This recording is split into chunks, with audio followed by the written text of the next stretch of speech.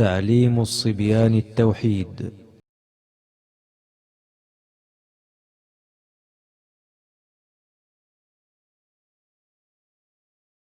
Bismillah, alhamdulillah, wassalatu wassalamu ala ashrafil anbiya'i wal mursalin wa ala alihi wa sahbihi wa man tabi'ahum bi ihsanin ila yaumiddin.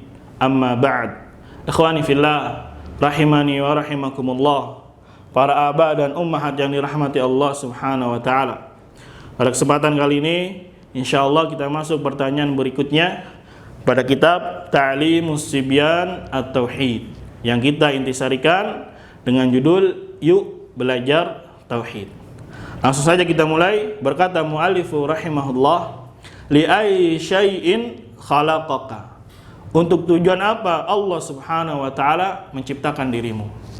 Jika kita memperhatikan pelajaran yang sebelumnya, maka insyaallah kita akan bisa menjawab bahwasanya tujuan diciptakan manusia adalah untuk ibadah kepada Allah Subhanahu wa taala. Tetapi mu'allif rahimahullah pada pertanyaan ini ingin memberikan kepada kita satu kesimpulan, bahwasanya pokok pondasi pertama yang wajib atas seorang hamba yaitu mengenal Allah Subhanahu wa taala adalah tujuannya untuk mengibadahi, untuk beribadah hanya kepada Allah Subhanahu wa taala. Ini tujuan mu'allif memberi kesimpulan. Kemudian mu'allif rahimahullah tidak hanya memberikan kesimpulan, tapi mu'allif juga menjelaskan apa itu tauhid, apa itu ibadah, apa itu syirik. Keduanya dijelaskan oleh beliau. Kemudian beliau memberikan contohnya dan kaidah-kaidah dasarnya yang harus diketahui oleh seorang hamba.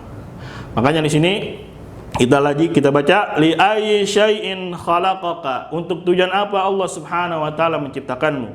Li ibadatihi wahdahu la syarikalah. Untuk beribadah hanya kepadanya yang tidak ada sekutu baginya. Ya, inilah tujuan diciptakannya manusia dan merupakan inti dakwahnya para rasul seluruhnya. Ya, itu untuk apa? Kita diciptakan oleh Allah Subhanahu wa taala untuk beribadah hanya kepada Allah Subhanahu wa taala. Kemudian kalimat berikutnya muallif ingin menerangkan kepada kita bahwasanya ibadah itu berporos pada apa. Maka di sini muallif mengatakan wa ta'atuhu bimtitsali ma amara bih wa tarku ma yanha an. Dengan mentaatinya, dengan melaksanakan apa yang dia perintahkan. Ini yang pertama, berarti bentuknya perintah. Wa tarku ma yanha'an, dan meninggalkan apa yang Allah Subhanahu wa taala larang. Berarti bentuknya apa? Meninggalkan apa yang dilarang oleh Allah Subhanahu wa taala. Perhatikan tiga kalimat ini. Nanti mu'allif rahimahullah akan mendatangkan dalilnya dan bagaimana sisi pendalil lainnya. Kalimat yang pertama, li'ibadatihi wahdahu la syarikalah. Yang kedua, wa ta'atuhu bimtitsali ma amara bih. Yang ketiga, wa tarku ma yanha'an. Dan di halaman selanjutnya mu'allif membawakan firman Allah Subhanahu wa taala, wa ma khalaqtul jinna wal insa illa liya'budun. Dan tidaklah aku menciptakan jin dan manusia melainkan untuk beribadah kepadaku. Nah, ini dalil dari kalimat yang pertama, yaitu li'ibadatihi wahdahu la syarikalah. Allah Subhanahu wa taala berkata khalaqtu, menciptakan. Allah yang mengatur. Tujuannya apa? Liya'budun, agar mereka manusia dan jin hanya beribadah kepada Allah Subhanahu wa taala. Bahkan Ibnu Abbas radhiyallahu anhuma menafsirkan ayat ini dengan kata liyuwahidun, agar mereka mentauhidkan Allah Subhanahu wa taala. Para aba dan ummahat yang dirahmati Allah Subhanahu wa taala, kemudian muallif mendatangkan ayat berikutnya.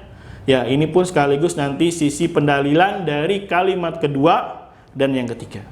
Innahu man yusyrik billah faqad harramallahu alaihil jannah wa ma'wahun nar. Sesungguhnya orang yang mempersekutukan Allah, maka sungguh Allah mengharamkan kepadanya surga dan tempatnya ialah neraka. Nah, ayat ini juga menerangkan kepada kita tentang tujuan atau akhir ya seorang hamba yang mentauhidkan Allah dan juga yang menyekutukan Allah Subhanahu wa taala.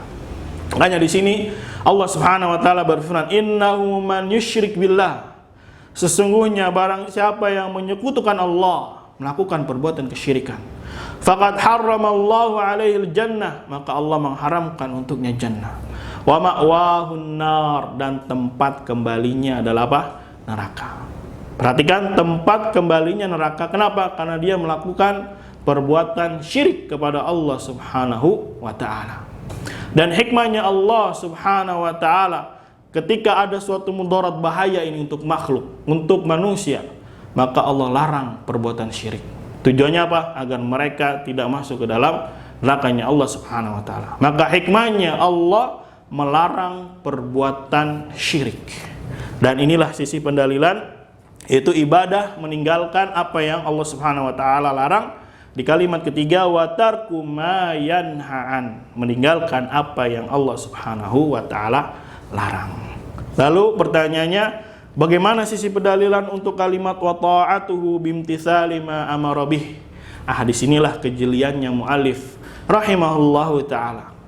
Karena di sini sifatnya hanya larangan, dan ketika seorang meninggalkan larangan, yaitu dalam hal ini adalah kesyirikan, tidak cukup, tapi juga harus dibarengi dengan yang namanya perbuatan. Yaitu apa? Lawan dari syirik ini, yaitu apa? Mentauhidkan Allah Subhanahu wa taala. Karena itu apa? Tauhid ini mengandung faedah yang luar biasa, keutamaan yang luar biasa, maka Allah Subhanahu wa taala perintahkan. Oleh karena itu apa? Larangan yang paling besar adalah menyekutukan Allah Subhanahu wa taala. Yang kedua apa? Perintah yang paling besar adalah apa? Mentauhidkan Allah Subhanahu wa taala. Karena apa? Menyekutukan di sini dikaitkan dengan nerakanya Allah Subhanahu wa taala.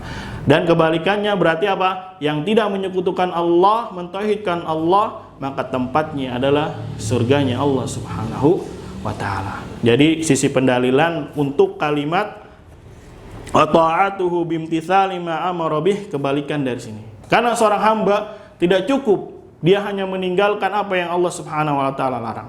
Contohnya, dia tidak menyekutukan Allah Subhanahu wa taala. Ya, ini tidak cukup. Harus mendatangkan apa? Tauhid, mentauhidkan Allah Subhanahu wa taala. Maka dari sini, dari 3 kalimat ini, muallif mendatangkan 2 ayat ini. Kemudian di halaman berikutnya, muallif rahimahullahu taala memberikan kita satu kaidah atau definisi tentang apa itu syirik dan tentang apa itu ibadah. Maka di halaman 13 muallif berkata, wasyirku, dan syirik adalah ayyaj'ala lillahi niddun yad'u wa yarjuhu aw yakhafu aw yatawakkal alaihi aw yarghab ilaihi min dunillah wa ghairu dzalik min anwa'il ibadat. Syirik adalah menjadikan Allah memiliki sekutu. Jadi kita menjadikan Allah Subhanahu wa taala sekutu, tandingan, syirikat. Yad'u, yang dia berdoa kepada tandingan tersebut. Wa yarju, dia berharap kepadanya. Au yakhafu, atau dia takut kepadanya. Au yatawakkal alaihi, atau bertawakal kepadanya. Au yarghab ilaihi, atau dia mencintainya. Min dunillah, dari selain Allah Subhanahu wa taala. Dan lain-lainnya dari jenis ibadah yang lainnya. Dari sini para abah dan ummahat yang dirahmati Allah Subhanahu wa taala, maka kita bisa terapkan kepada anak-anak berbagai macam atau definisi syirik. Itu apa? Menduakan Allah, menjadikan Allah tandingan, menjadikan Allah syirik yang kita berdoa kepadanya. Dan inilah definisi syirik. Tapi tidak cukup hanya mendefinisikan dengan syirik. Di sini pun muallif rahimahullah mendatangkan lawannya, yaitu ibadah. Maka beliau mengatakan, fa innal ibadata, maka ibadah ismun jami'un likulli ma yuhibbuhu Allah wa yardah minal aqwali wal a'mali al batinah wal zahirah. Ya, maka ibadah adalah suatu sebutan atau ungkapan atau kata yang mencakup setiap apa yang dicintai dan diridai Allah oleh Allah Subhanahu wa taala, baik berupa perkataan maupun perbuatan, baik yang batin tidak nampak maupun yang zahir. Dari sini kita dapat kesimpulan bahwasanya ibadah itu bisa yang pertama perbuatan dan yang kedua adalah ucapan. Dan masing-masing dari keduanya ini ya ada yang batin, ada yang zahir. Kalau kita bikin kesimpulannya, yang pertama qaul yang zahir, yang nampak seperti zikir, contohnya membaca Al-Quran. Ada qaul yang batin, yang tidak nampak, Contohnya apa? Niat. Dan di sini yang kedua, perbuatan. Ada yang zahir, misalkan sholat, puasa, birrul walidain. Dan yang tidak nampak, perbuatan yang batin. Contohnya tawakal. Contohnya khauf kepada Allah Subhanahu wa taala, raja kepada Allah Subhanahu wa taala, mencintai Allah Subhanahu wa taala. Ya, ini bimbingan sekaligus untuk orang tua untuk mengetahui macam-macam ibadah sehingga apa? Bisa kita ajarkan kepada anak-anak. Oh, ini ibadah. Lawannya adalah syirik. Oh, doa adalah ibadah, maka jangan sekali-sekali doa kepada selain Allah Subhanahu wa taala. Salat, perbuatan ini adalah ibadah, maka salat hanya untuk Allah Subhanahu wa taala. Maka di sini sungguh luar biasa mu'alif rahimahullah ya mendatangkan pertanyaan ketiga sekaligus memberikan kita dalil-dalilnya dan kaidah apa itu syirik dan ibadah. Insyaallah pada kesempatan berikutnya kita akan mengenal macam-macam ibadah. Semoga bermanfaat. Kita tutup. Wassalamualaikum warahmatullahi wabarakatuh.